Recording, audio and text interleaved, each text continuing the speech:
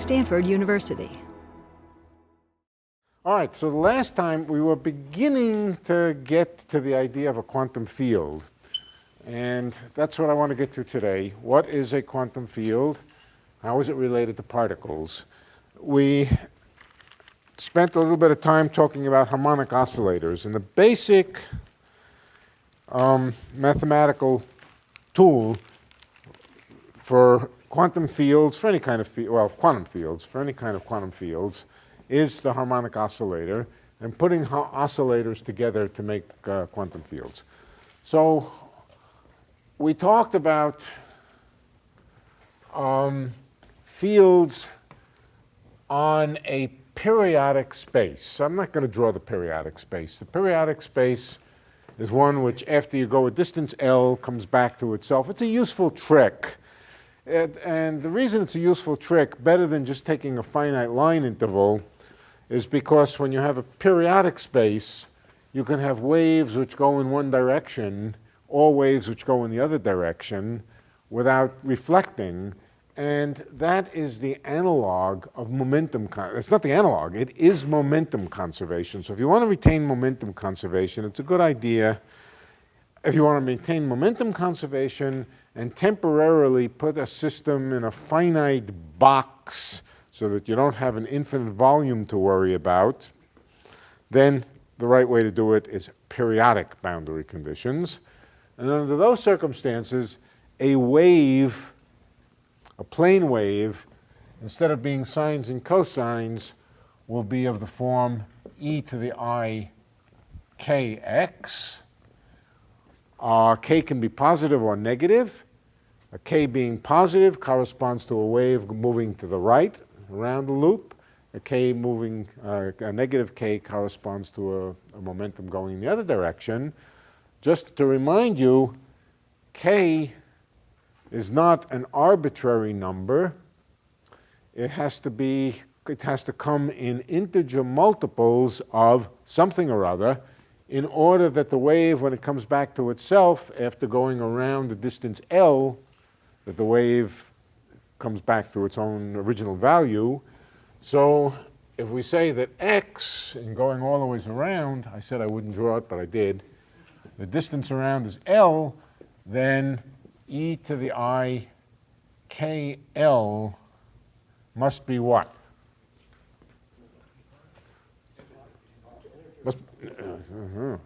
No. It's got to be 1. It's got to be 1. At x equals 0, here's x equals 0 right over here, this function is 1. When x equals 0, any exponential of x is 1. And when it goes all the ways around, it better come back to itself.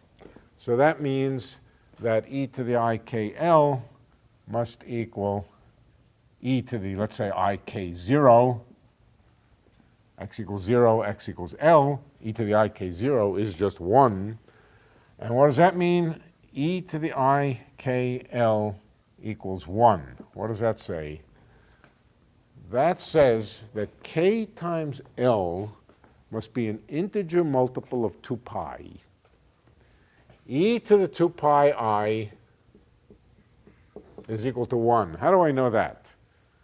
Well, we can just work it out. Remember what the exponential means. It means cosine of 2 pi I plus, 2 pi plus I times sine 2 pi. Cosine of 2 pi is 1. Sine of 2 pi is 0. And so indeed, this is equal to 1. And in fact, if you put any multiple of 2 pi here, it's also 1. So as long as kl is an integer multiple of 2 pi, this is a periodic function. E to the I kx is a periodic function. So k times L must be equal to 2 pi times an integer, and let's call that integer n. This integer should be distinguished from another n which will occur later. It's the n which counts the number of quanta of each type. All right, this is not counting the number of quanta of particles. It's just counting the allowable wave numbers. This is called a wave number. And so k times L is 2n pi, or k must be 2 pi n over L. That's the condition on k that when you go around, the function comes back to itself. So that's one thing. Incidentally, this is exactly the same thing as the quantization of the wavelength, saying the wavelength has to fit in an integer multiple of times by the time you come back. What's the connection between k and wavelength? Yeah, the wavelength is inverse to k. There's a 2 pi in the relationship.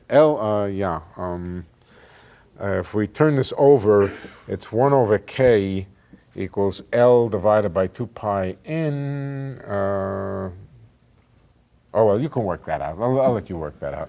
This is the condition on k.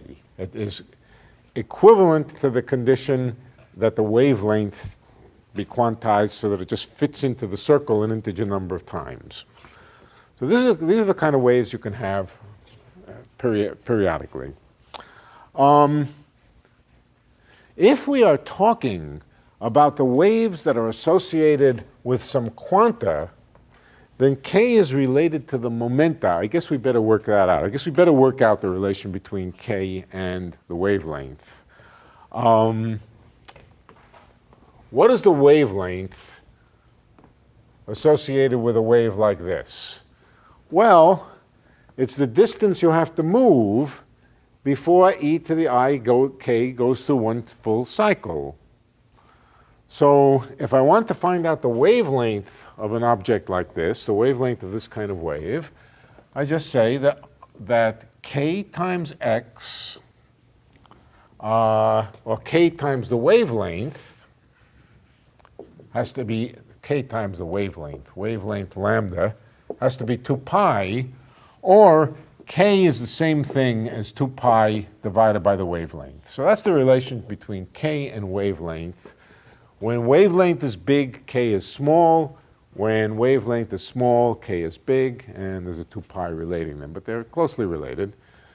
All right, so that's the relation between k and wavelength. Does anybody remember the relationship between the wavelength of a photon or anything else and its momentum? Right. Momentum of a particle, we're making a bunch of connections. The momentum of a particle described by a given quantum mechanical wave, the momentum of a particle is equal also to what? H bar, well, h divided by lambda, is that right? From last time, yes.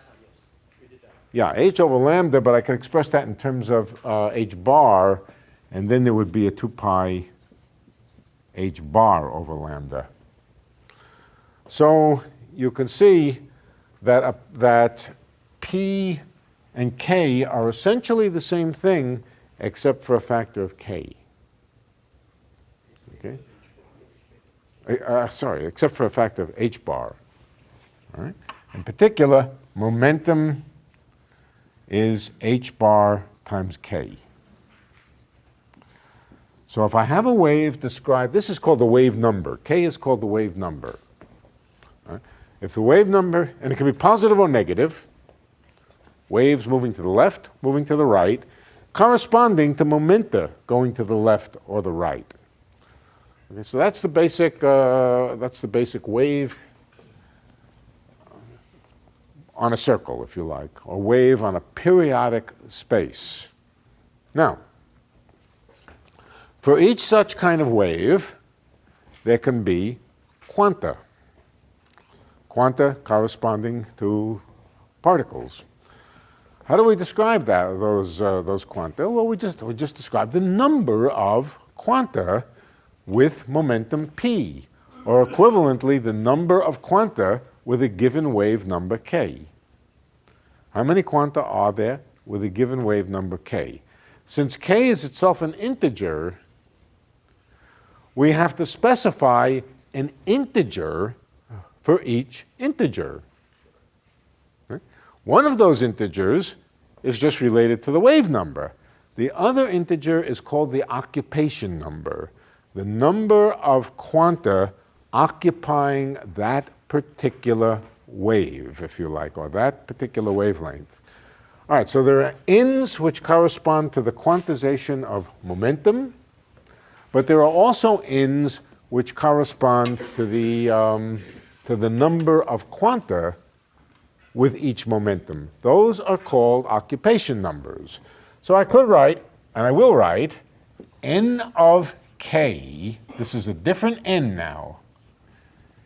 N of k. K is itself quantized, but n of k is the number of particles or the number of quanta with wave number k, which in effect means with momentum p, but just remember there is a that p and k happen to be related by h bar. Of course, if I'm smart, I choose units in which k is equal to 1. Not k is equal to 1. H bar is equal to 1. And then k and p are the same thing. So we often don't even bother to distinguish between wave number and momentum. We speak of k as the momentum of the particle. And I have a question. So yeah. It doesn't matter whether the momentum is that way or this way? Well, it's k positive and k negative. Right.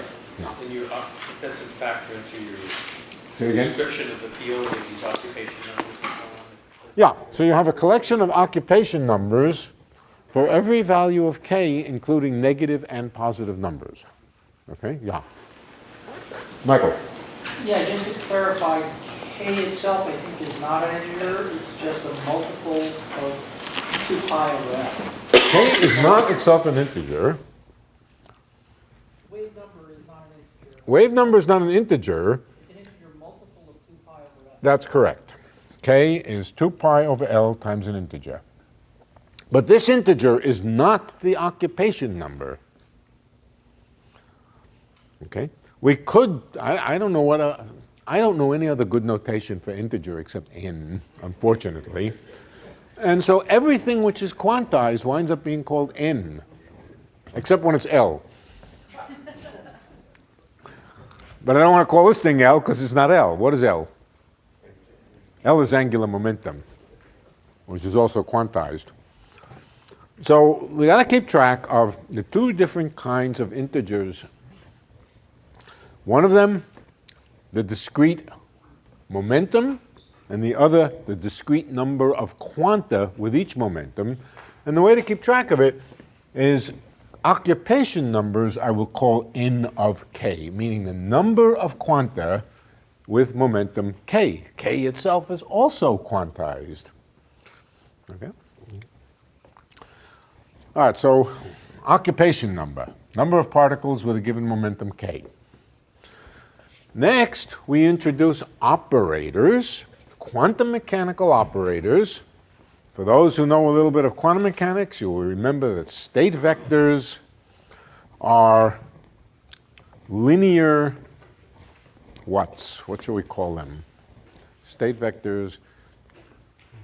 I will shoot anybody who calls them vectors, state vectors, because we will get them confused with directions in space. Linear elements, let's just call them linear elements. Elements, they are elements of a vector space, but forget that. The state vectors of a system are linear elements that we can add and so forth, but we can also operate on them with operators. We've gone through this at least twice in this series of classes. And the observables of a quantum mechanical system are the Hermitian or real-valued operators which operate on the states. Operate means they are operations which change a state into another state. Now, what is a state? What is a convenient way to label the possible states of a system of quanta moving on such a circle? Is to specify all the n of k. So you can think of it as n1, n of 1, n of 2, where the 1, 2, and so forth refer to the values of k. N of 3. Oh, I also have to put in n of minus 1 and minus 2, don't I? Well, darn it, how am I going to do this? I just have to imagine that this string goes both to the left and to the right. And that represents a state with n1 quanta with the first value of momentum, n2 quanta with the second value of momentum. We don't have to specify what these values of k are. It's just the first one, the second one, the third one, and so forth. The minus 1th, the minus 2th. So that's a quantum state of the quanta moving on a circle. And now there are operators analogous to, not analogous to, but really equivalent to, the harmonic oscillator creation and annihilation operators, the raising and lowering operators. Remember, the harmonic oscillator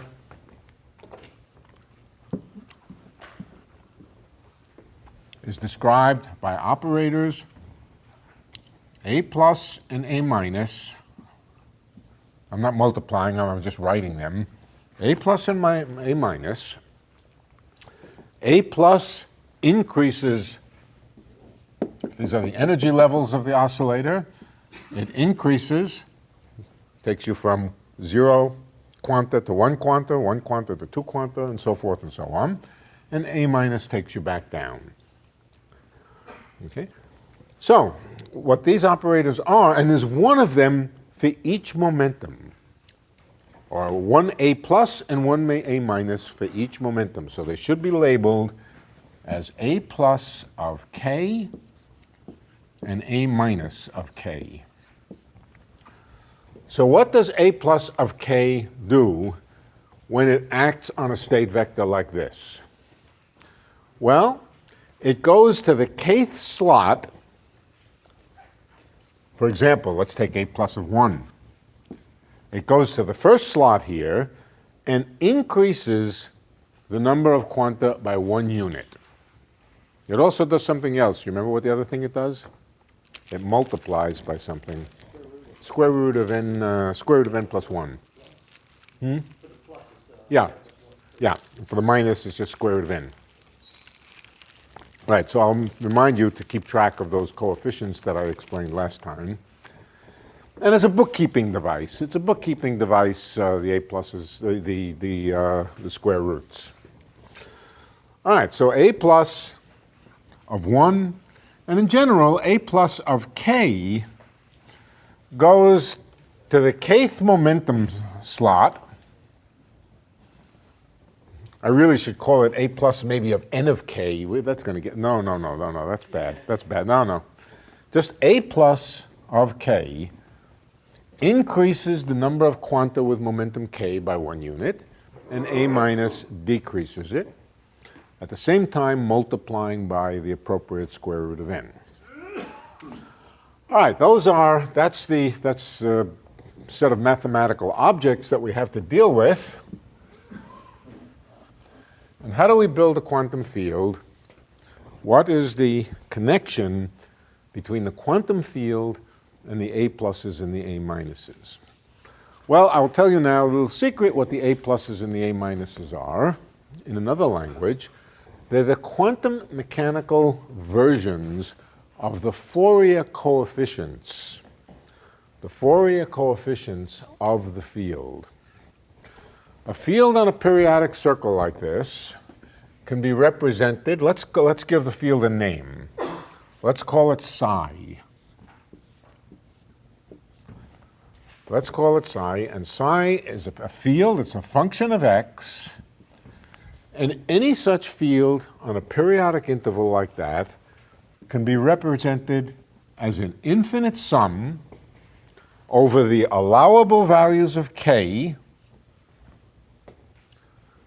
I write sum over k, you say, what values of k am I summing over? I'm summing over the allowable values of k. Of what? Coefficients, let's call them alpha of k, e to the I kx. That's the same as expanding it in sines and cosines.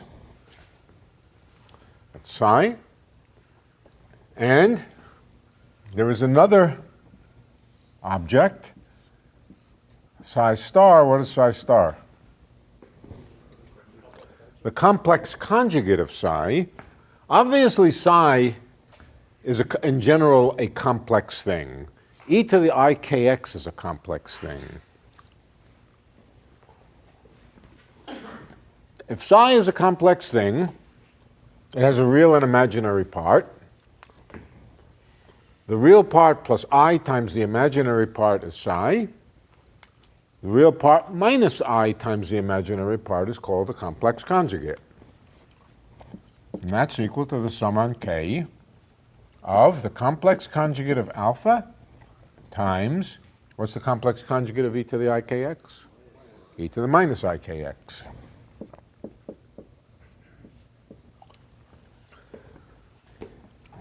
So to specify a classical wave, let's call this a classical wave, you specify all of these Fourier coefficients. These Fourier coefficients, you don't have to specify separately the alphas and the alpha stars. If you know alpha, you know alpha star. But you do have to specify the real and imaginary part of the alphas.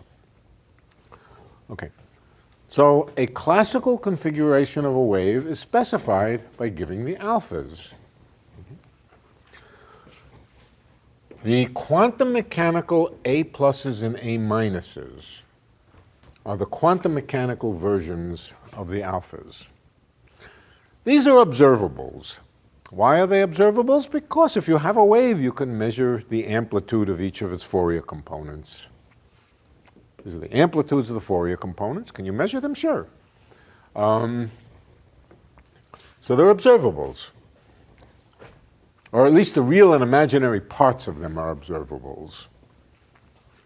Classically, if you can measure the real part and the imaginary part, the whole thing is observable. But strictly speaking, when you do an observation, you get a real number.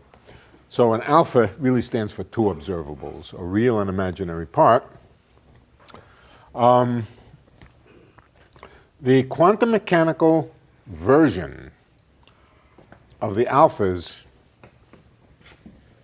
I'm not going to write equals. That wouldn't quite make sense. These are classical variables. These are quantum mechanical operators. But instead of writing equals, let's write, I don't know,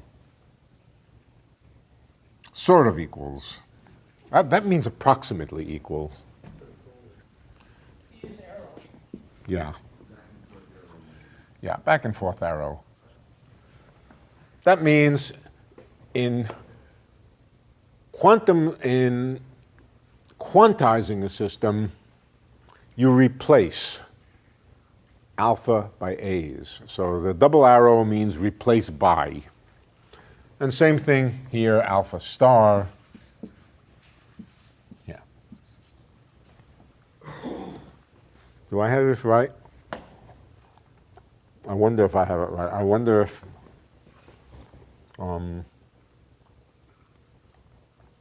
I think I have it right. As we go along, I may decide to change the definition so that this is called alpha star and that's alpha. It's not important because you have the freedom. Let's see. Yep, I'm going to change it. Yeah, the standard definition, and this is a convention, of course. If alpha star is the conjugate of alpha, alpha is the conjugate of alpha star. So there's a matter of definition here that you can choose either way. But I think it's standard, if I remember, to make this identification. Again, it's not terribly important. And then you say the quantum field, the definition of the quantum field is simply replace the alphas by the creation and annihilation operators. A minus of k, A plus of k. Now, of course, of K. Now, of course, we would have to prove that in some sense or another, the classical alphas, in some appropriate limit, the A's must behave like the alphas. In what sense? I can just make this replacement on the blackboard, but you probably say to yourself, why is that the right replacement? In what sense do these quantum mechanical objects behave anything like the classical Fourier coefficients? Okay? Well, in many ways, but let's to see that, we have to go a little more into the dynamics of quantum fields, and we will a little bit. But let's just take it as a matter of definition now, that a quantum field is represented as a Fourier sum where the Fourier coefficients are operators. That makes sense. That the Fourier coefficients are operators, that makes sense because the Fourier coefficients you expect to be observables. And that the structure of those observables, or the relation between them, is exactly the relation between creation and annihilation operators. The field is an operator, right? Yep. And change the star and make it Hermitian conjugate. That's a naive question. Yeah. So my understanding was that when quantum field theory was introduced, the major breakthrough was that it allowed for particle creation and annihilation. And you used the terms annihilation and creation. Right. That doesn't mean that the dynamics will create and annihilate particles. For that, we have to go into the dynamics of these fields. Okay, But, because I've only seen you talk about changing energy states. well, they change the number of particles. What the A's and the A pluses and the A minuses do is they change the number of particles. These things here represent the number of particles with momentum 1, number of particles with momentum 2, number of particles with momentum 3. And what the A's do is they change them. Now, to say that the A's change the number of particles doesn't mean that nature goes around changing the number of particles. These are mathematical symbols which change the number of particles. It doesn't mean that particle number changes. Okay? That's a matter of laws of nature, where the laws of nature permit the number of particles to change. But if the laws of nature do allow the number of particles to change, these operators are going to be very useful in describing those kind of changes. Now, there's other situations, even where the number of particles doesn't change. Well, let's look at this. Let's look at what we can do with these operators. Supposing we want to describe a reaction where a particle scatters. A particle scatters. When it scatters, let's say we have one particle, not a whole bunch of particles, one particle of a given momentum k, and that particle is going to scatter, collide with something, and it's going to come off with another momentum. How do we describe, how might we describe such a process? We might describe a process like that by saying, let's start with a state with one particle. Where shall I put that particle in here? Whatever the momentum of the particle happens to be. If the particle happens to have momentum k7, then I will make it 0, 0. I'll go to the 7th place and put a 1 there, and then 0, 0, 0. That's supposed to be the 7th place. Okay? So this describes a state with one particle of momentum k7, whatever k7 happens to be. Now I want to describe a process where the particle of a given momentum scatters and comes off with some different momentum. Now, so far, we've only been talking about one dimension of motion. We've been talking about motion on a line. Okay, we can do motion on a line, and we can even think of changes of momentum. A particle gets hit by something, and its momentum changes. How can we describe that? Well, we can describe that by saying, we can describe that by an operator which makes exactly those changes. Namely, take an operator which removes this particle. What's that? That's A minus of 7, or K, A minus of K sub 7, but A minus of 7. That removes that particle and then puts back another particle in another momentum state. For example, if it's a scattering where a particle goes from momentum K7 to K9, then we'll put here A plus of 9, or K9. Maybe I should call it, let's call it K. Let's write it that way. A minus of K7, a plus of K9. What does this do? It acts on a state with a momentum with K7 and switches it to K9. So it's a scattering. It's a kind of scattering process, or it does what the scattering process does. How does that scalar factor into it? Say it again. You do the square root is a scalar multiplier. Well, here it doesn't matter. What does that do? Here it just multiplies by 1. It doesn't multiply the whole thing by some scalar, like By what? root of 7. Say it again. Well, you showed before that when you do the two operators, you have a scalar multiplier. Square root of 7 or something. Square root of n7, but n7 is 1. Right. Then all right, so let's see what this does. It first removes this particle with a coefficient 1. So it gives A plus of K9 times 0, 0, 0, 0, 0, 0. What is this state called with all zeros? It's called a vacuum. All right, so when I speak of the vacuum, it is also the ground state. It is also the state of lowest energy. And in this simple example, we could call it the vacuum, meaning no particles. All right, so the first operator takes a state and makes the vacuum out of it.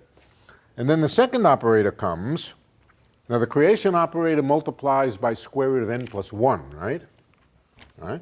But we go then to K9. K9 is out here. Its occupation number is 0. So the n plus 1 is just going to give us 1 again.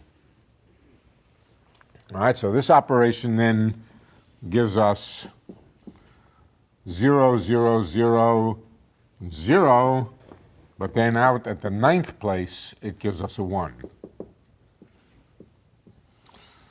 So all it's done with coefficient 1 is it's switched the place where the particle is from one momentum to another momentum. Now, if there are situations where these square roots of n come in, and we'll talk about them, we'll talk about what they do. They are important. But in this particular problem, because there was never more than one particle in the problem, the square roots of n don't do anything. Okay, so here's an example then where a scattering process is described by a certain combination of A's. Now let's go a little bit further. Let's suppose that the laws of physics allow for the possibility that the number of particles is not conserved. Okay? Supposing one particle can come in and two particles can go out. Oh, this process, of course, we could have described in another way. We didn't need to go to this complicated story with occupation numbers. We could have just said a particle makes a transition from one momentum to another. But now let's get a little fancier and say the laws of physics permit a new kind of process where the number of particles change.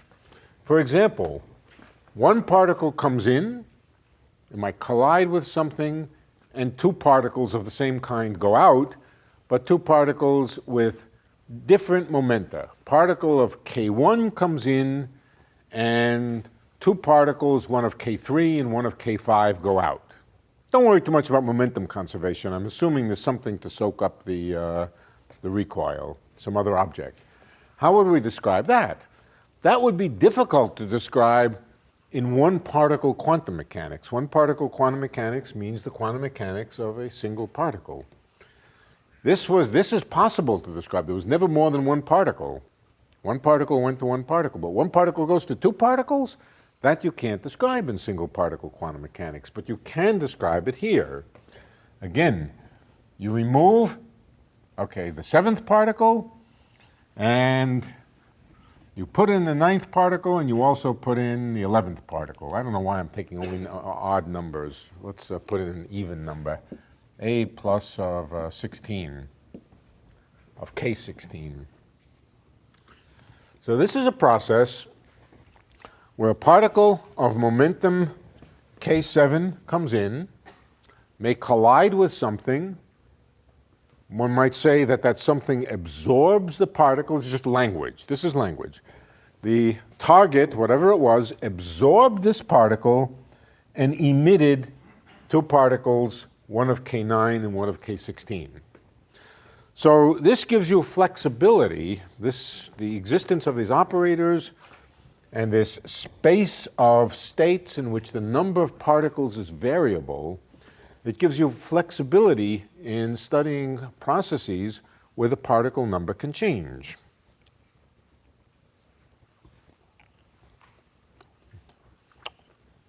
A cookie number there. A chocolate chip operator.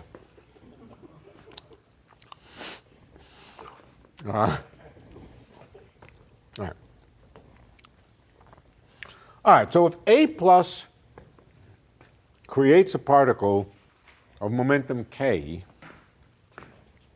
A plus of K, what does psi of X do? Psi of X is also an operator. It's a sum of operators, or let's take psi dagger. Psi dagger is made up out of creation operators. It creates a particle of momentum K. No, sorry.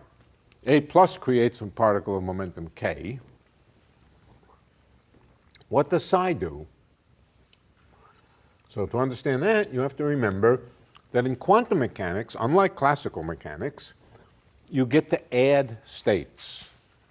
States form a linear, I'm going to say it, a linear vector space. That only means that you can add them, subtract them, and multiply them by ordinary numbers.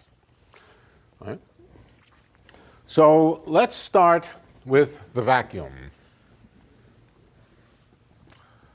I'm not going to write a string of zeros. O stands for O. Okay?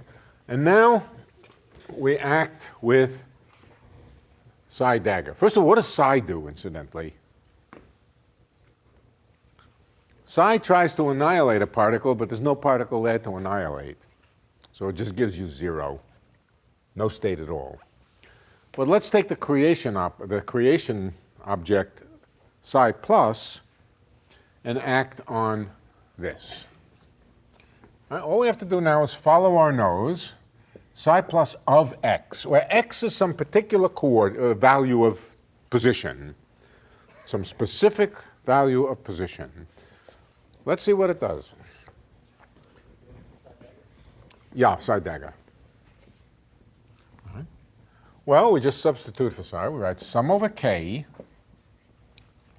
of a plus of k O times e to the I kx minus I kx. But what is this object here? This is an object which just represents one particle with momentum k. How can you take the e⁻⁻IKX out of this? I didn't mean to take it outside. Good point. Sum e⁻⁻IKX. Okay. This is a one-particle state with momentum k. What happens if I superpose one-particle states with momentum k with a set of coefficients e⁻⁻IKX? Does anybody remember from quantum mechanics what happens if you superpose or add up state vectors corresponding to a particle of momentum k, and you add them up with coefficients e⁻⁻IKX? Anybody remember? No, k's are momentum states. You got the right idea, but you wanted to... These are momentum states. This is a momentum state. But what happens if you add momentum states? It takes psi to the momentum states. Doesn't it take psi, the operator, to the momentum states operator? This is a momentum state. If we were doing one-particle quantum mechanics, we might just call this a particle of momentum k. One particle. All right? In this problem here, I never have more than one particle. I act with this operator. It gives me a superposition of one-particle states. Each state that appears here is a one-particle state, and it's a one-particle state with momentum k, and I'm told to add them up with e⁻⁻IKX. It's a position state. It's a state with a definite position. What's the position? X. Right. If you add up momentum states with an e⁻⁻IKX, that gives you a position state located at position x. That's one-particle quantum mechanics. Okay. So that tells us then what psi dagger of x does. Psi dagger of x creates a particle at position x. It creates a sum of particles. It creates a coherent quantum mechanical superposition of states with momenta, all the different momenta, all the allowed momenta, right, all with coefficient e⁻⁻IKX. Incidentally, what's the probability for different values of k?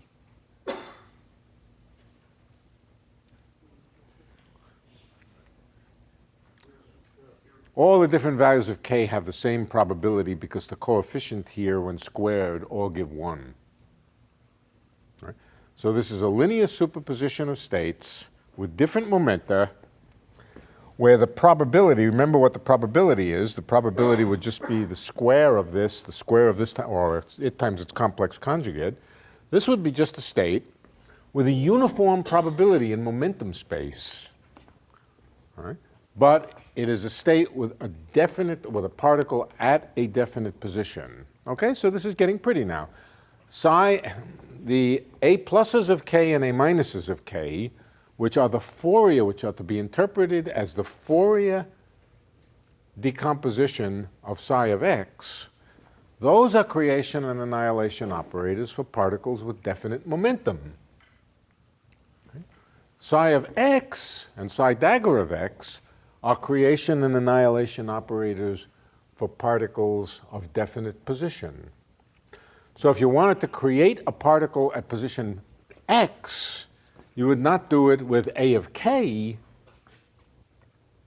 but you would do it instead with psi dagger of x, which you can rewrite in terms of a's of k, but it's just giving you the quantum mechanical superposition of momentum states that adds up to a position state. Okay? That's the basic idea of a quantum field. In relativity, it's a little more complicated, but if we don't worry about the complications of a special theory of relativity, don't worry about them yet, then the quantum field psi dagger of x is a creation operator for a particle at position x. Yeah. At X, and we were talking about a periodic or box. Yeah, in this case, yeah. So would it be a particular number of waves, or would it be it's not a spot on that circle? It is a spot on that circle. Yeah, it's a spot on that circle. Now, eventually, right. Eventually, we can make the circle bigger and bigger and bigger. What does that do? Remember, the allowable values of k were 2 pi integer over L. Okay, so they're spaced by a spacing 2 pi over L. That's the spacing. As L gets bigger and bigger, the spacing gets smaller and smaller. And eventually, you can have essentially any value of k, or at least for any value of k, there's a state arbitrarily close by. So making the ring bigger and bigger and bigger is equivalent to replacing the discrete values of the momenta by continuous values. And what does that entail for an equation like this?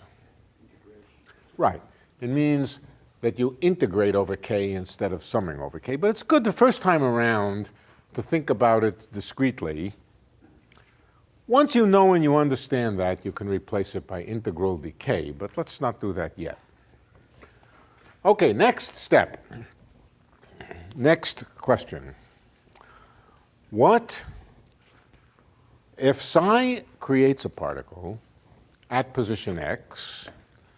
Obviously, psi dagger, no, I take that back. If psi dagger creates a particle at position x, what does psi do? It annihilates a particle at x. Right. Okay, let's think now about the possible kinds of reactions. Reactions, I now mean particle reactions that we could think about, but in the language of psi of x.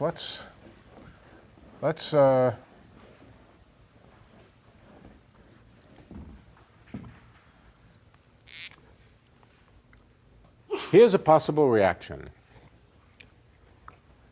You tell me if you think this is a likely thing. A particle comes in, and when it hits a target, where the target happens to be localized, very precisely localized, at position x, that particle disappears, and then off on Alpha Centauri somewhere, a particle goes off here, and somewhere on Betelgeuse, another one goes off over here. That sound likely? No, it doesn't sound likely. No. It's what we would call non-local. It violates the rules that signals can propagate in arbitrary kind of crazy velocities. What's the right thing to think about? The right thing to think about, if you want to preserve in your theory a very precise notion of locality, is that a particle is absorbed right over here, and then 2 particles are emitted. The emitted particles will be absorbed, will be emitted from the same spot. Now, you might want to loosen that up a little bit for one reason or another and say, well, maybe it only means that they're emitted within a certain region of that. But in fact, the precise notion of locality in quantum field theory is that when a reaction happens, it happens very much at a spot like this. So how would we describe this reaction? One particle comes in, is absorbed at x, 2 particles go out, are emitted from the same point.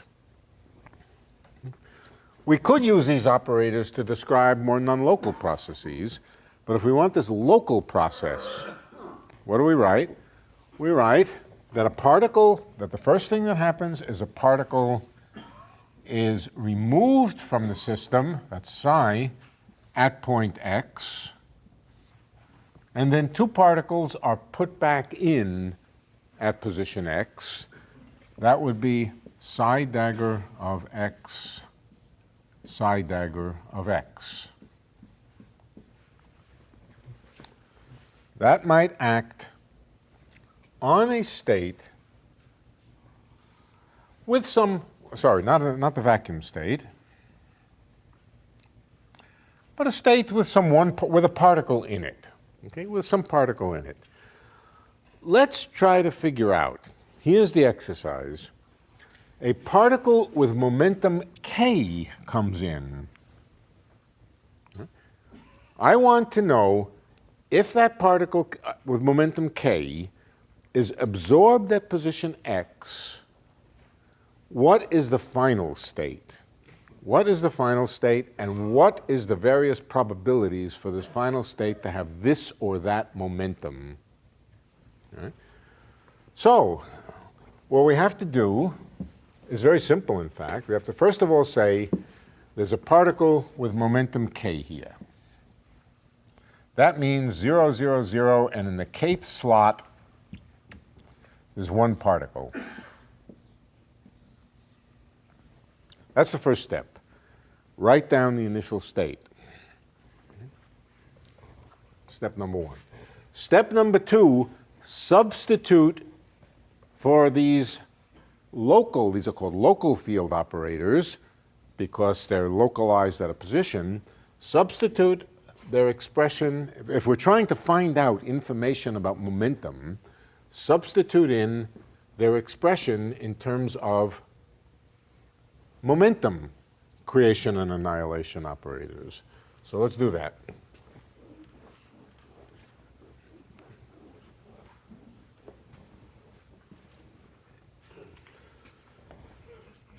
Okay, so psi of x, first of all, is sum over k. And again, sum over k means sum over the allowable values of k. A minus of k e to the I k x. That's psi of x. What x do I put in here? The x at which the reaction is happening. All right, so what kind of a reaction could we imagine? Can you give me an example that would make some sense? Well, let's not talk abstractly. Let's talk concretely. Yeah, we could have, okay, so then we would have to have operators describing different kinds of particles. Right, no, but I mean, you've got the right idea. But let's use photons. Now, this is not quite the right description of photons, but let's ignore the photons are relativistic particles. This is more appropriate for non-relativistic particles. Let's ignore that. All right, so a photon comes in, hits an atom, localized at a point, and from that point, 2 photons go off. Okay? All right, so the first photon is the photon which we put into the system to begin with. Okay. What comes next? All right, so we take this field operator. That's the field operator which absorbs a particle at position x, and we allow it to strike this initial state, 0, blah, blah, blah, 1, 0, 0, 0, in the kth place over here. Now, this is a sum of k. This k is different than this k. In what sense is this k different than this k? Here we're summing. This is a dummy index, just a summation index. This is some definite k, let's call it k initial, the initial momentum of the particle. Okay? But that's the first step. Then, once we work that out, we'll have to hit it with psi dagger of x times psi dagger of x, and here's psi dagger of x. So let's write that down. Since k is a summation index, we should use a different letter. We shouldn't use k over again. Let's call it L.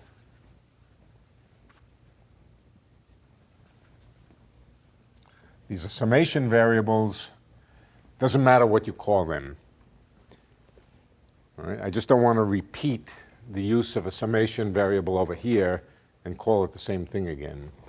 So we have summation for the first operator, summation over L, a plus of L, e to the I L x. That's this one, e to the minus I L x. And what about the second application of psi dagger? We just have to write the same thing again, but again we better use a different summation index because we're not allowed to repeat the use of a summation index twice. That wouldn't make sense. It would mean, so we have to repeat the same thing. What shall we call the new summation index? KL M? All right, M doesn't mean mass here. All right, it's wave number. M A plus of L e to the minus I. Oh, M, sorry, M e to the I minus I M X. All right, what kind of state does this create? Let's see what kind of state it creates. First of all, here's a big sum. Which terms of this sum give something which is not equal to 0? What? K sub I. Only if this K here is not the same as this K, for example, if this is K sub 13, if that corresponds to the 13th slot, then what happens when I apply K1 e to the minus I K1? Well, it tries to absorb the first particle, but there is no first particle. Same for the second one. Same, only the 13th slot is occupied, so only K sub 13 will survive, or A sub 13 will survive when it hits this state. The rule is an annihilation operator has to find something to annihilate. So this really reduces to one term. It's summation, it's not summation, one term, and it's the term with A minus of K13, or K initial, just K initial. K initial times e to the I K initial x acting on this state. Now what does this do? What does the annihilation operator do when it hits this state? It just removes that particle with a coefficient of 1. So we just erase it and erase the particle, and all that's left is a state with no particles times e to the I K initial x. But now we have to apply this. Okay? We have to create particles, summation L, well, just exactly the summation that we have here. This part of it we're finished with, and it just gave us an e to the I K initial x times the vacuum. Okay, now what do these do? What does this one do first? It puts in a particle of momentum L. Okay, so it puts in a particle of momentum L. That's what that's what A plus of L does. And what does this one do? It puts in a particle of momentum M. So the whole thing in the end is we keep that, e to the I K initial x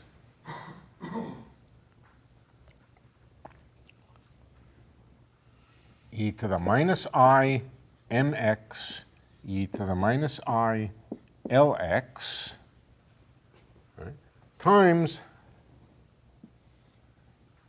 0, 0, but now when 1, 0, 0, 1, 0, whatever, summed over L and M. Which two sites are occupied? L and M. L and M. So what it's given me is a sum over L and M. And now let's just replace this. Let's just call this a two-particle state with a particle of momentum L and a particle of momentum M. The notation is now, I've used a different notation. I'm labeling this now as two particles, one with momentum L and one with momentum M. And it's a sum over such states. The sum has not gone away, but it's a sum over L and M with a coefficient, with a functional dependence, e to the I k1x minus mx minus lx altogether, sum on m and l, e to the I k initial minus m minus l x times lm. Yeah. Do the two creation operators commute? Yeah, the two creation operators commute. Creation operators commute. Okay, that's a very good question. The rule is all creation operators commute with each other. All annihilation operators commute with each other. And creation and annihilation operators commute if they refer to different momenta. Okay? If they refer to the same momenta, then they don't commute. Yeah. There's a special case when m happens to be equal to L. Say it again. Ah, for the good point. Good. Okay. Right. This is correct if m does not equal L. What is this? What is the probability for different values of L and M coming from here? You have to have conservation momentum, so they seem like... No conservation momentum here because the atom which absorbed the photon could recoil. Right, so the heavy atom could absorb any amount of momentum. All right, so there's no conservation of momentum. What this is up here is the change in momentum, initial momentum minus final momentum. It is, of course, the momentum carried away by the atom. All right? But this function here, which is a function of m and L, is just a phase. Its magnitude is 1. So that means there are equal probabilities for all values of L and M. When you square it, you can think of this as the wave function for a two-particle state. The wave function is a pure phase, and all values of the momenta have equal probability. Okay? Except, not quite. What about if L equals M? Then I made a mistake. And the reason that I made a mistake is when, all right, so let's go to that particular case. Let's take one particular case where L and M are the same. Of course, there are many such cases.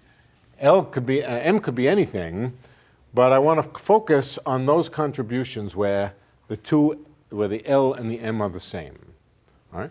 Then there's going to be the factor e to the 2imx, e to the minus 2imx. That's just because L and M are the same, so there'll be the same factor of the same kind of factor there. But one thing will be new. What is it? What happens when A plus acts the first time? It gives me a particle in the mth site.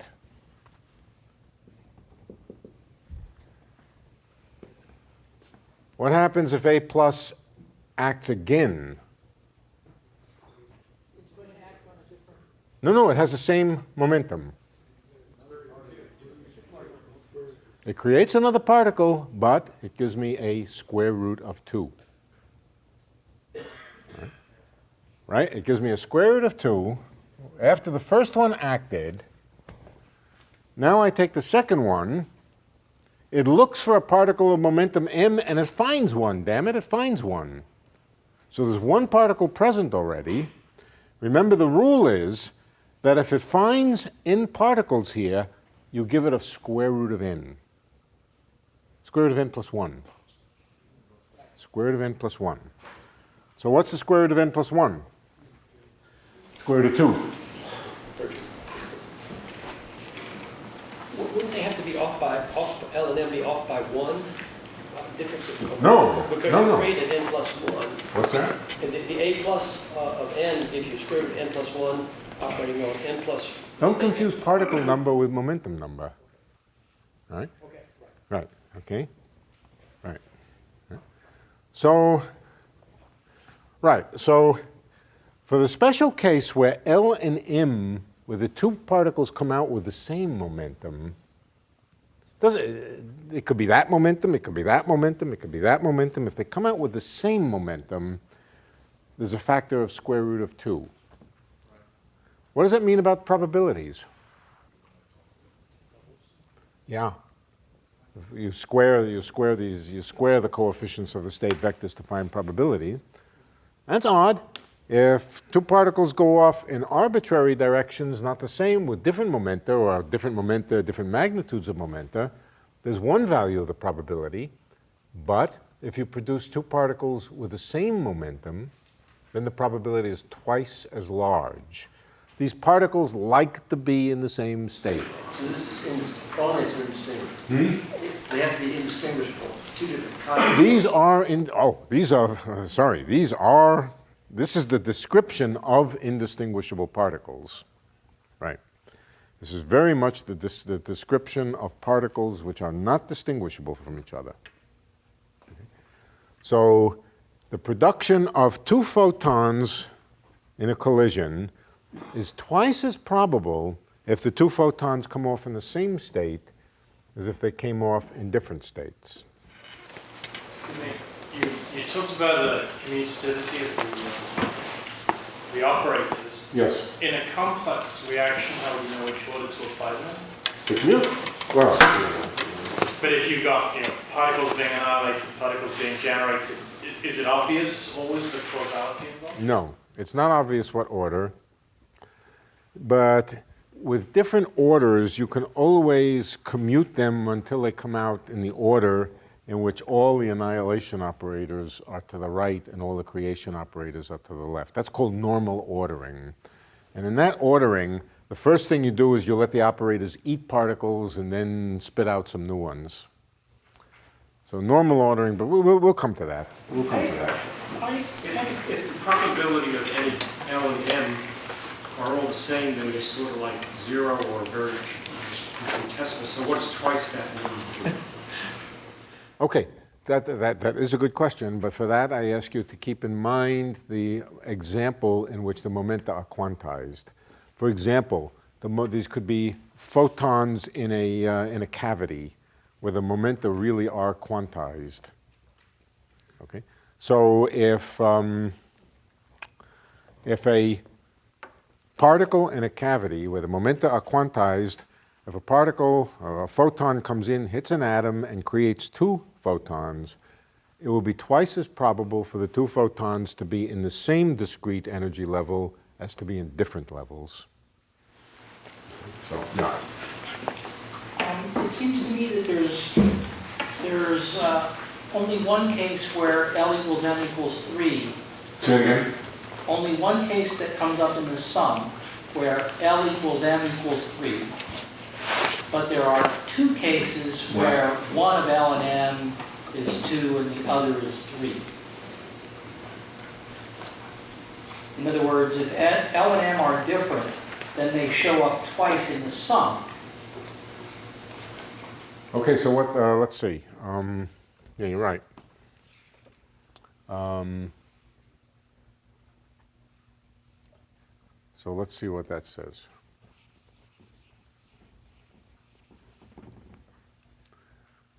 Let's see. If L and M are different, okay, good. So let's do that case. That's going to give you what kind of factor then?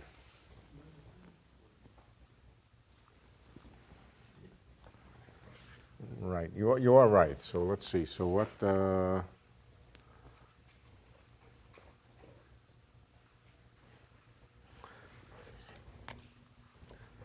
So if we have A of 2, a dagger of 2, a dagger of 3, we have to add to that plus a dagger of 3, a dagger of 2. That's true. So it looks like this one is more probable. But it's not as much more probable as it would be if that square root of 2 wasn't there.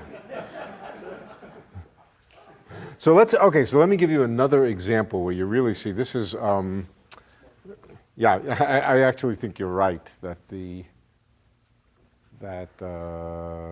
ones with different momenta, because there are 2 different ways to do it, may be more probable. But let me give you another example where you can see these square roots of n in action. Supposing we have a particle which can decay. So we have some sort of particle which can decay and emit a photon. How do we describe that? We typically describe that by just a psi of x. Suppose it can emit 1 photon. Well, let's see, one photon. 1 photon is enough. 1 photon is enough. All we want to do is create a photon at point x. Let's create a photon at point x. All right, so that's just psi dagger of x acting on the vacuum. This would be the decay of an object producing a photon, or just the emission of a photon from a point x. What does this give? This gives sum over momenta, k, creation operator of momentum k, e to the minus I kx, acting on the vacuum. The vacuum means the state with no photons in it, for example. All right, what does this give? This gives the sum over k, e to the minus I kx, times a state with a particle of momentum k. Obviously, equal probability for all possible momenta k in this particular case. Okay? Equal probability for all momenta k. Now let me do something else. Let me suppose that there was pre-existing a particle of momentum L. There was pre-existing in the cavity, there was a particle of momentum L, and our atom decays. There's an atom, it's going to decay and emit a photon. Right? But there's already a pre-existing photon of momentum L. The first calculation told us that in the simple model situation, we have equal probabilities for the emission of all possible momenta. Don't worry about conservation laws here. We've abandoned them a while back. Tells us that there's nothing distinctive about any of the momenta. They all have equal probabilities of being emitted. But now let's suppose there's already a pre-existing particle of momentum L. Okay? Then that means we have to operate on this here with a particle that already has momentum L in it. There's a 1 here someplace. Okay, supposing k is not, this is the Lth place over here. Supposing k is not equal to L, then this just creates a particle of momentum k with no square roots of anything, because it created a particle of k where there was no particle of k. So the square root of n is just square root of 1. Right? And what does it do? It creates a state with an e to the minus I kx times k and L. The L particle is still there, and the new particle is k. But now supposing we look for the term in this sum where k is equal to L, then what do we get? Then we get a square root of 2. Then we get a square root of 2. So this is correct as long as k is not equal to L. We get a state with 2 particles with a wave function e to the minus I kx. The original Lth particle is still there. It was just a bystander. And a particle of momentum k was emitted. It was emitted with an amplitude e to the minus ikx, a quantum mechanical amplitude e to the minus ikx. But what about the possibility that k here is equal to L? Then what happens?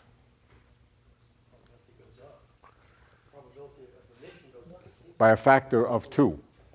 By a factor of 2. Because now this A of k is A of L. That term is just A of L. There's already a particle there of momentum L. And so you get square root of 2. That's what these operators do. That's what these things do.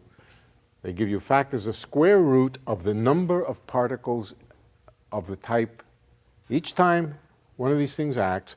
So if there was particles all over the place here, then you would have an enhanced probability for producing particles of the kind which are already there. Yes. That's called, yes, this is called stimulated emission. Stimulated emission.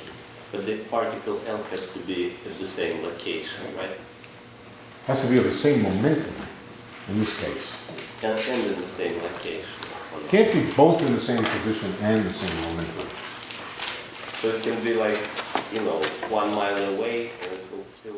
Well, really particles come out in wave packets. They don't really come out in discrete momentum eigenstates. But in a cavity they come out with definite momenta. And this is a real effect. This is a real effect that if there are particles present of filling the cavity, then the decay will preferentially happen into photons which have the momenta of the particles in the cavity. The more particles you have in the cavity of a given momentum, the more probable it is that the next particle will come out with that momentum. So if instead of having 1 particle in this Lth slot, we had 100 particles in this Lth slot, then we would get a factor of square root of 101, I guess. Yeah, square root of 101.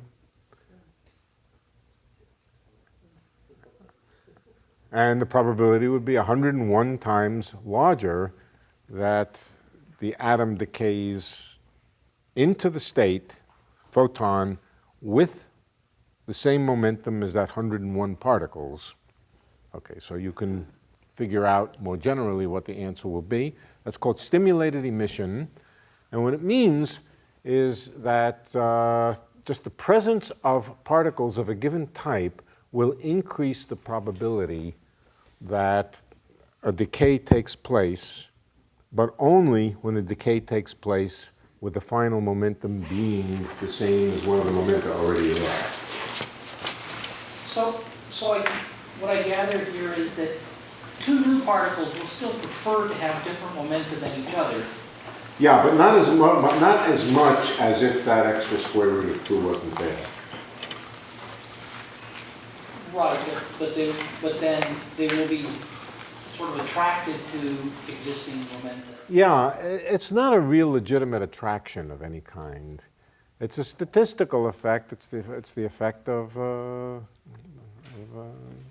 identity of particles.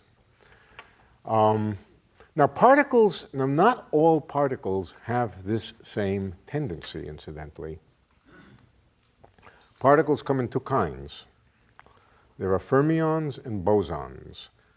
Bosons are particles described as I described them here. Creation and annihilation operators with the mathematics of the creation and annihilation operators being the mathematics of harmonic oscillators, particular square roots of n, with the creation and annihilation operators having the algebraic commutation relations of harmonic oscillators. Then you have this tendency, this is very, very general tendency, that the more particles you have, the more likely it is you will decay or produce particles of the same momentum. Same thing happens in scattering reactions.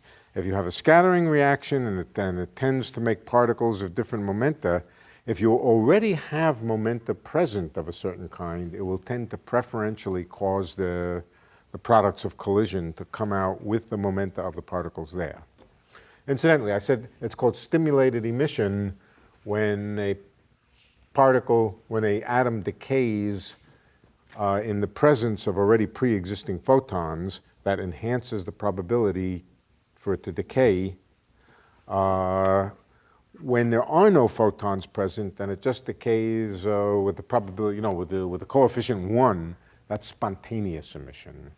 So spontaneous emission is the emission which is unaffected by additional particles because there are no additional particles.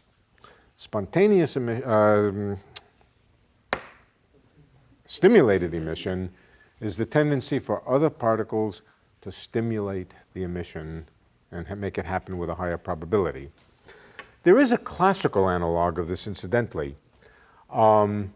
If you have an atom which is radiating even just classically, and you have an electromagnetic wave passing by it, the electromagnetic wave will vibrate will shake the electrons and cause them to radiate with a higher probability than they would have radiated, or radiate faster than they would have radiated without that electromagnetic wave going past. And in fact, it will tend to make the emitted electromagnetic wave come out with the same direction, same moment, same wave number. So it really is a quantum mechanical version of something that was known classically, namely just that a pre-existing wave will excite the system to radiate more, just because the pre-existing wave will vibrate the electrons. Okay, particles of this type, which have the tendency to come out in the same state, particles that they don't really attract. It's not that they attract, that would be a wrong language, but which have the statistical probability because of the square roots of n to like to be in the same state, those are called bosons. They're characterized by creation and annihilation operators. Let's write down the mathematical rules. There's the mathematical rules for bosons.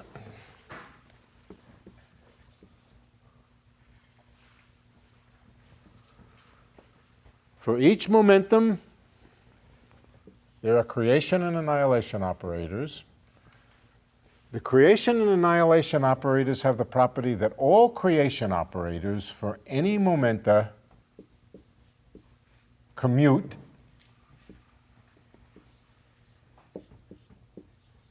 so A plus of k times A plus of L is the same thing as A plus of L times A plus of k. That's true if k equals L or k doesn't equal L. Same thing with the annihilation operators.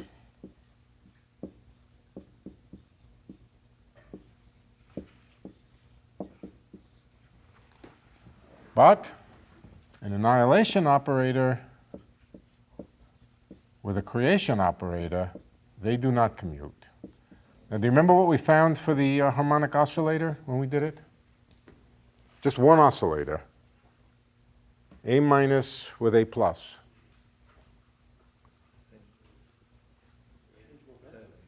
We got one. One. All right. This is 1 if k equals L and 0 otherwise. So the rule is they always commute if we're talking about different momenta. If we're talking about the same momenta, then an annihilation operator and a creation operator do not commute, but have a 1 on the right-hand side. We can write that in the form delta KL, where delta KL is the Kronecker delta, the symbol which is 1 if k equals L and 0 otherwise. This, together,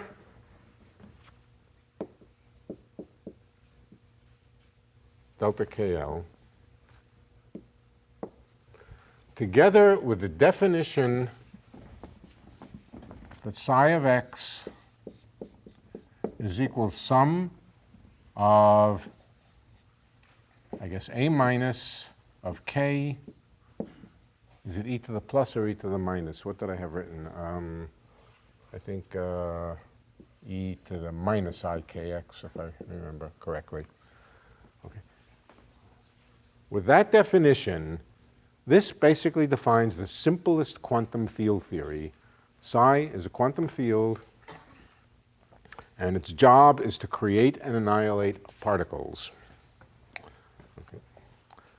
One more thing about bosons before we go on to fermions. Fermions are a kind of particle which are different, obviously, otherwise they wouldn't have another name.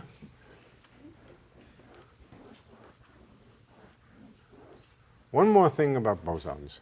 Let's look at psi dagger of x. Psi of x integrated over all space. What is that object? Okay.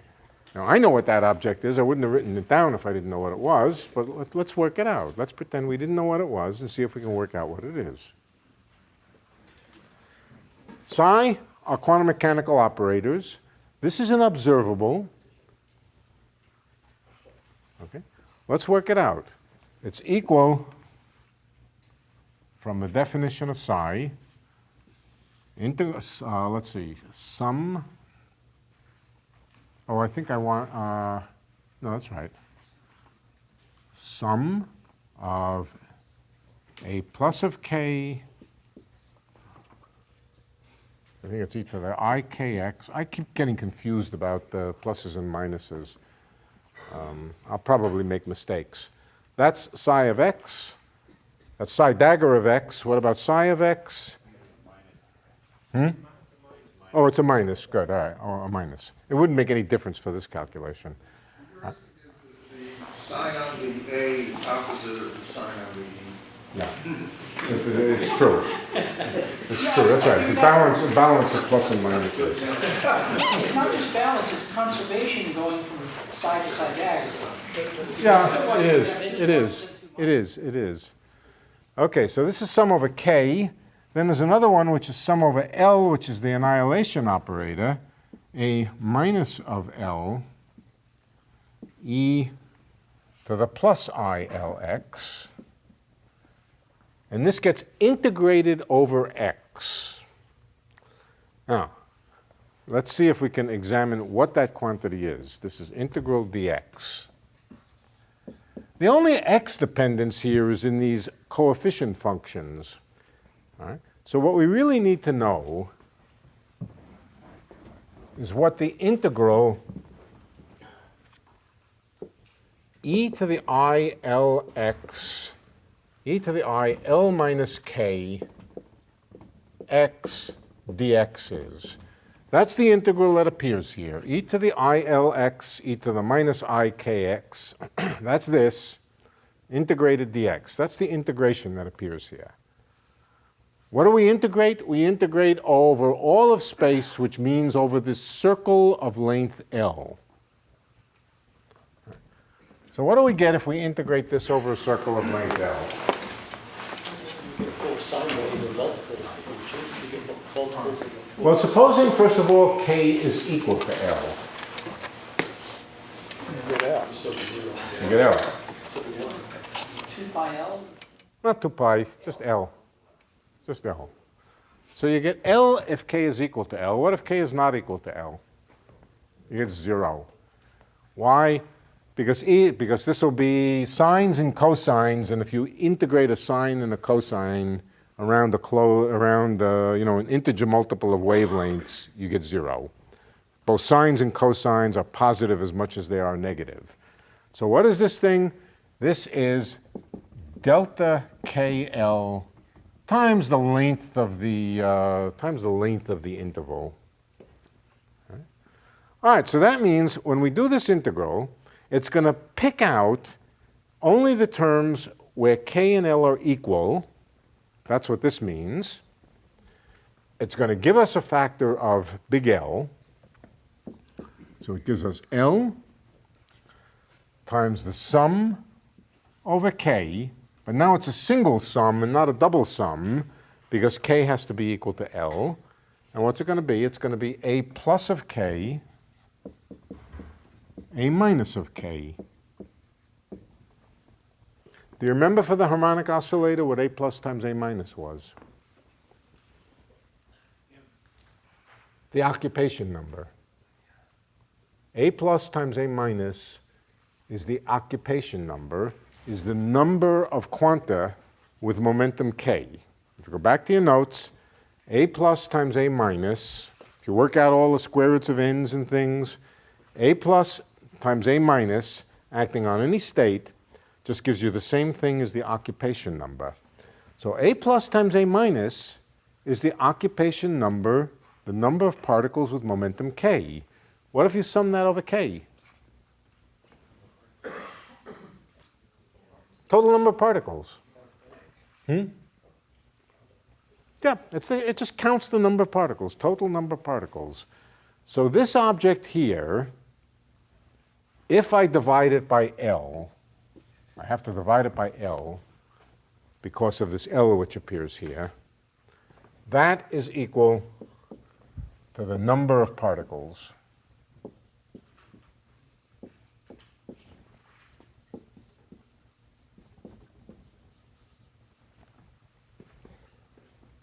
Total number of particles. Now, there are conventions where you absorb this L into psi, and there's a more normal convention. I have been following a particular set of conventions. It's led me to have this 1 over L out here. That's all right, we can leave it there. But basically, psi star times psi is a counting quantity. It counts the number of particles. It's an observable. It's a quantum mechanical operator. But all it is the number of particles. Number of particles may or may not be conserved. So in general, this integral can change with time if particles are absorbed and annihilated, or absorbed or created. On the other hand, if the number of particles is conserved, then this is a conserved quantity. So this is the thing which counts the number of particles. Apart from this L, would you give a name to psi star times psi itself? Probability density. Probability density. You could call it the number of particles at point x, but that's not such a good idea because, the density of particles at x. Right. So that's, apart from a factor of L, which I will ignore, just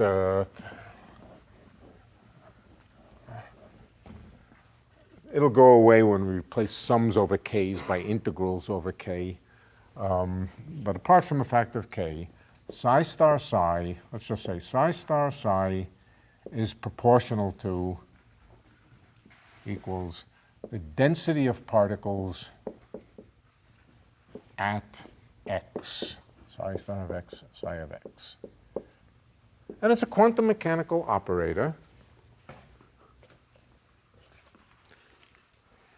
And that's it. That is the simplest of all quantum field theories. Right? A bosonic quantum field theory where the fields are made up out of creation and annihilation operators.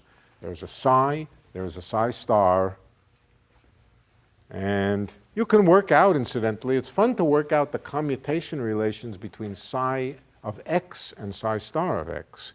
We know the commutation relations of the A's. The psi's are built out of the A's. It's interesting to work out the commutation relations of the psi's. Okay, so that, we'll go on a little bit. I got here. That's the density of particles of X. That's the density of particles of X. Now, as I said, this whole machinery so far assumes there is one species of identical particles. Identicals means they're all the same kind. They're identical except for the fact that they might have different momenta or different position, but you wouldn't want to build into a single quantum field both electrons and photons.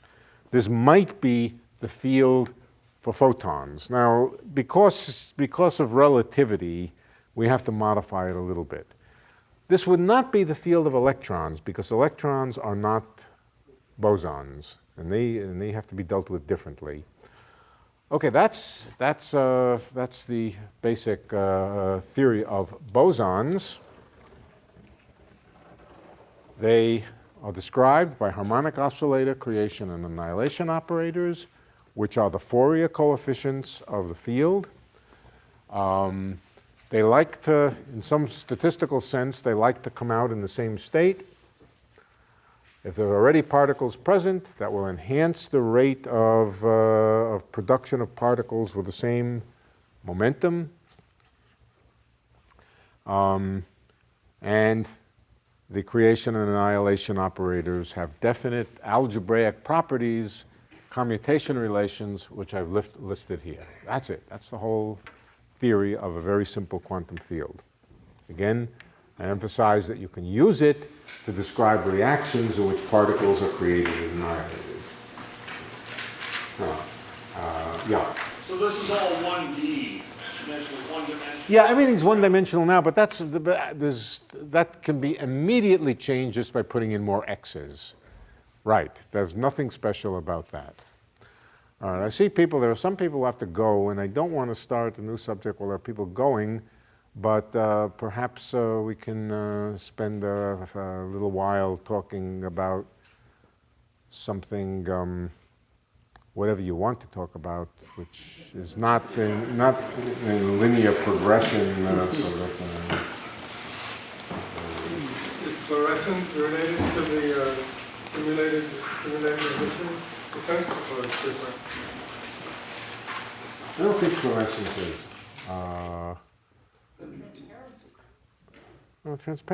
Transparency is simply interference. You can have a thing which is transparent to electrons. You can have a thing which is transparent to... Okay, so what other things in nature are bosons? Photons, pions, alpha. Lots of things. Higgs boson is a boson.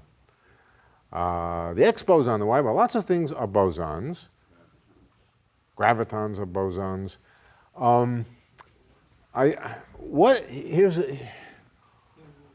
We say that psi or psi dagger and so forth is an observable. That means that the field psi is kind of like the electromagnetic field. You can observe it. You can do an experiment and measure psi. Okay? When does psi behave like a classical thing? Now, there's a problem about measuring psi. Its components don't commute with each other. Its real and imaginary parts don't commute with each other. And you can't simultaneously measure two non-commuting things. All right, so psi and psi dagger don't commute. That means the real and imaginary parts of psi don't commute. How can you measure psi if the real and imaginary parts don't commute? And the answer is you can't. You cannot. You also can't measure x and p at the same time. What is the, or for that matter, the harmonic oscillator variables a and a dagger, or a, even a you can't measure because it has two non-commuting, a real and imaginary part. What is the situation? Let's take the harmonic oscillator first, in which the harmonic oscillator variables behave classically, and in an approximate sense you can measure both a and a dagger, or for an ordinary, yeah, well, what is the situation? When the oscillator is highly excited. When the oscillator is highly excited, and that's the situation in which the number of excitations, a times a dagger, is much, much larger than h bar, is much, much larger than the right-hand side of the commutation relations. Okay. You can't precisely measure these things simultaneously, but just in the same sense that you can measure x and p approximately, as long as you don't violate the uncertainty principle, you can measure the components of fields approximately, as long as you don't violate certain uncertainty principles. Well, what does that in the practice mean? It in practice means that you can measure these things as long as the degree of excitation, as long as the field strengths are large by comparison with the uncertainties, large by comparison with the obstruction in measuring them both simultaneously. Right? What does it mean in terms of photons? It means lots of photons, right. That's right. When you have a sufficiently large number of photons, then approximately you can measure the different components of the field simultaneously within certain errors, but those errors may be a lot smaller than the magnitudes of the fields themselves. So the observable quantum fields, thought of as things that you can measure, psi and so forth, those behave like classical fields when the number of quanta is very large. It makes sense. When the number of quanta is very large, the field psi behaves as if it were a classical wave field. It's only when the number of quanta is small that you see their discreteness, and that's when psi does not behave like a classical field anymore. Okay, so that's the setup. Psi is a quantum mechanical operator which does behave classically under certain conditions. It is a measurable quantity, or at least parts, some components of it are measurable, and it can be approximately measured, all of its components simultaneously, as long as the number of photons is much larger than the uncertainties dictated by the uncertainty principle. This is an uncertainty principle. It tells you that the components of A and A dagger, the real and imaginary parts, can't be simultaneously measured. Here's the point. A times A dagger A, is the number of particles. That means, roughly speaking, the magnitude of A is like the square root of the number of particles. As long as A is much bigger than the right-hand side here, or as long as A times A dagger is much bigger than the right-hand side can largely be ignored for many purposes. And that's the situation where A behaves approximately classically. Okay. Any other questions? Yeah. Is that N the N That's the N, that's the the initial state or the final state that you started with? Well, as long as the number of quanta doesn't change too much, it doesn't matter. Yeah. If you go in the other direction, Which is? supposing you start out with a state of 0, 0, 0, 0, the ground state. That's a highly quantum mechanical state. Well, okay.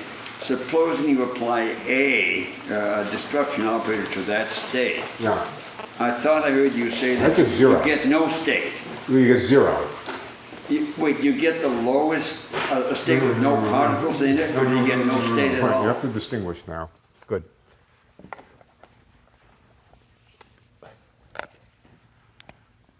The state 0 is a state with no particles in it.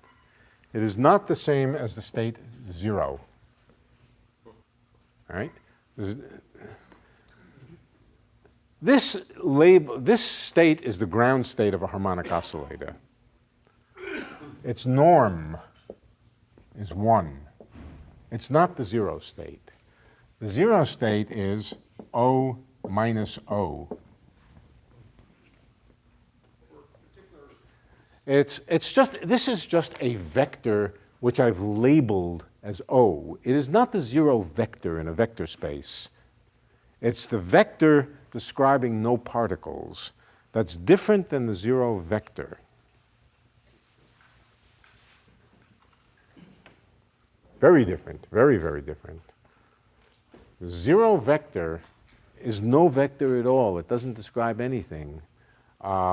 This is a perfectly good normalized vector describing no particles, or the ground state of the system. It seems like there are two states floating around. One, or two kinds of states. One is the field. That's not a state. That's an operator. The field is not a state. It's an operator. Yeah. In quantum field theory, fields are operators. Okay, so that's not a state. And we have this other thing which is a state. Yeah. That they operate on. That's right. That's and correct. that is right. reality. I mean, it's I'm not, reality, what is that?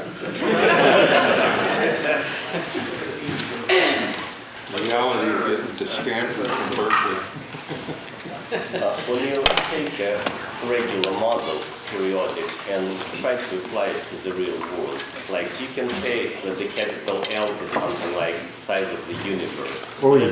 But it's not very useful. No, that's not useful at So all. how do you use it in practice, like with the size of cavity, or when would you use? Well, a more common situation is when you have a cavity with reflecting walls. Okay, so that's a common situation. But you could imagine electrons moving around on a wire, on a closed wire. That would be an example. But doesn't the limit on L influence the number of possible states? Say it again. Putting a limit on big L Yeah. defines the number of possible states. Putting a limit on big L. No, it doesn't. No, it doesn't. It doesn't put a limit on the number of states. What it says is that k, the allowable values of k, have to be 2 pi over L times n, and n can be any integer. What it does is it limits the number of states with momentum below a certain momentum. So if you were to say the largest momentum I'll ever want to think about is some large amount of momentum, I never want to allow more momentum than that, then this would limit the number of states. But as long as you can have arbitrarily high momentum so that n can be arbitrarily large, it doesn't limit the number of states. Yeah. For a particular value of k, Yeah. when we did the harmonic oscillator, we started with x and p, and then we derived the a plus and a minus. That's right. And if you go the other way, here we start with the a plus and a minus for a particular value of k. What corresponds to the x and p in our case? Okay, good. The x and p's, right, that's the real and imaginary parts of the field. In other words, the field psi, one piece of it has a pluses, and the other piece has a minuses. I use this equal, just, you know what I mean. All right. If you add, oh, sorry, psi dagger, plus. If you add psi to psi dagger, of course, you get the real part of psi, and that's a plus plus a minus. That's like x, or maybe it's like p. That's ambiguous. The real and imaginary parts are the two conjugate variables, and they're the two variables, the real and imaginary part are the two variables which have a distinct uncertainty relation between them. So psi dagger plus psi dagger plus or minus psi are two distinct objects. They're the real and the imaginary part of psi, and they correspond to the x and p of the oscillator. That's a good question, and yeah. I just want to go back to this question. For field theory, we're actually going to have an infinite number of these loops representing 3 space in reality, right? If it's 3-dimensional space, or sure. 4 space, yeah. Right. We don't try to represent the universe. Yeah, no, but what you do for 3-dimensional space, let's start with 2-dimensional space, okay? For 2-dimensional space, what you would imagine the analog of the circle is the torus. The torus, you usually think of a torus as a donut, or the surface of a donut. But from a mathematician's point of view, what a torus is you take a rectangle in space, and you identify the left edge with the right edge, and the bottom edge with the top edge. You can think of it as first cutting the torus. Imagine cutting the torus like that. Of course, we're talking about the surface of the torus. Who asked me? Yeah. All right, so we take the surface of the torus and we lay it out. What happens if we cut the torus through and sort of open it up? Well, we get a piece of a cylinder, right? And now we cut it, but we remember that this edge is to be identified with that edge. Then we slice it through here and open it up. But remember that the top edge has to be identified with the bottom edge. So a torus is a rectangle in which we remember that this point is the same as this point is the same as this point.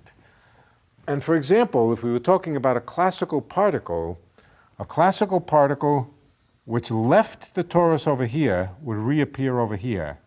It would come here, it will reappear down here. That's the same as a classical particle just moving around on a torus. It's got two directions of periodicity, and for this object, both components of the momentum, the x and the y components of momentum, would be quantized. So that's the way to think about a torus, as a rectangle with periodic identifications, or with identifications across the... and of course, if we had a field, we would require the field at this position to be the same as the field at this position, the field at that point to be the same as the field at that point, and so forth. That's kind of like what I was asking. Do you represent space, or do you represent the objects in space? You represent space or the object of space? Yeah, we're talking about space, but the only reason for making it periodic is to avoid questions of infinity, and eventually we'll make the space infinite by replacing sums by integrals. Incidentally, there's the notion of a three-dimensional torus. A three-dimensional torus is just a cube with identifications. This point is identified, well, you just identified, this face is identified with that face, the top is identified with the bottom, and the front is identified with the back. So tori can exist in any dimensions. And the notion of a periodic particle moving in periodic space is just the notion of a particle moving within the interior of a cube, but in such a way that when it reaches the edge of the torus, or the edge of the cube, it reappears at the opposite end. When we go to divide space into its periodic representations of these oscillators, or the fields, is there one that one uses? Here we haven't specified anything mapped to any physical reality. Is one chosen by everybody when they go to... One what chosen? Is a quantum, a true physical quantum chosen when doing field theory work? No, remember quanta are the particles. The quantas are the particles. They can change. They come and they go. They're created, they're annihilated, they're radiated, they're absorbed. Let me try expressing it this way. Is there a grid size for space that everybody uses? Well, that of course is a very, very speculative question. My own answer would probably be no, but I think you're asking probably questions about length scales of Planckian size and so forth, and that's way beyond what we're talking about here. So most likely quantum field theory just breaks down by the time you get to such scales. It just probably doesn't make sense. So that's, we're talking about situations of, let's say, modest length scales. Scales of 10 to the minus 13 centimeters, 10 to the minus 20th centimeters, 10 to the minus 28th centimeters, but not 10 to the minus 33 centimeters, where that is the Planck length. But the math itself abstractly doesn't break down. It's just that it hasn't been lined up with any kind of physical result. Right. But for almost all practical purposes, to take space to be continuous rather than discrete. Incidentally, it's momentum which was discrete, not space, when we put things on a circle. It was the momenta, the k's, which were discrete, not the positions of particles. Positions of particles were periodic. The momenta was discrete. But momentum was discrete only because we assumed periodicity. we assume the wave function was periodic. Yeah. Yeah, that it comes back to itself after. Yeah, no, you can question that, and in fact, it is legitimate to question it, but not now. Just a speculative question. In the simplest quantum field theory, if I take the commutation relation between the annihilation and creation operator and change it to there's minus delta and KL, is that a simple fermion theory, or that just doesn't exist? Yeah. If you replace commutators by anti-commutators, so the commutator of A and B is AB minus BA. So, yeah, that's equal to the commutator of A with B. And it's anti-symmetric in that if you interchange A and B, it changes sign. The anti-commutator is by definition, and it's usually written this way, AB, it's AB plus BA. Now I save this for last because it's harder to swallow that AB doesn't, that AB plus BA equals 0. That's harder to swallow than AB minus BA is equal to 0. Here we have, here we have almost everything is normal. A plus times A minus is the same as A minus, A plus times A plus is the same as A plus times A plus in the opposite direction. It's only a small subset of things which are odd, okay? If we were to replace this by anti-commutators, almost everything would be odd. AB plus BA would equal 0 for almost all of the time. So we'll come to that. But such mathematical manipulations define fermions. And fermions are exactly the particles that have a Pauli exclusion principle. You simply can't put two of them into this. Not only do they not like to be in the same state, they can't be in the same state. There's a complete opposite to the notion of stimulated emission. If you have a fermion in a box and you try to create another one with the same momentum or same everything, you can't. You can only put one of them in a state, and that has to be reflected somehow by the algebra of the creation and annihilation operators. There are creation and annihilation operators for fermions, but they're such that the algebra, instead of telling you that they like to come out in the same state, tells you they cannot come out in the same state. So that's, yeah. And if you can't put a lot of them in the same state, it never behaves classically. Okay, so somebody saying alpha particle is a boson. I can put a bunch of them in the same state, except that alpha particles are made of fermions. It's weird. If you take two fermions, you make a boson. You cannot put two fermions in the state, but if you make a boson out of two fermions, you can put two bosons in the same state. But that's not the same as putting the fermions in it. It's kind of weird. Will we see eventually how to put in like an external field? Yes. That would, in this right now, there's no like an external field acting here. There's no. Yes. These are all like free particles, right? So. External fields can either be described as classical external fields, or they can be described as large numbers of quanta. And that's a kind of boundary condition that the effects of large numbers of quanta should be essentially the same within small deviations from the effect of a classical field. That's of course how a lot of this was deduced, by saying, well, somehow the electromagnetic field has to describe discrete quanta, but when there's a lot of them, it better reduce to the right thing. For more, please visit us at stanford.edu.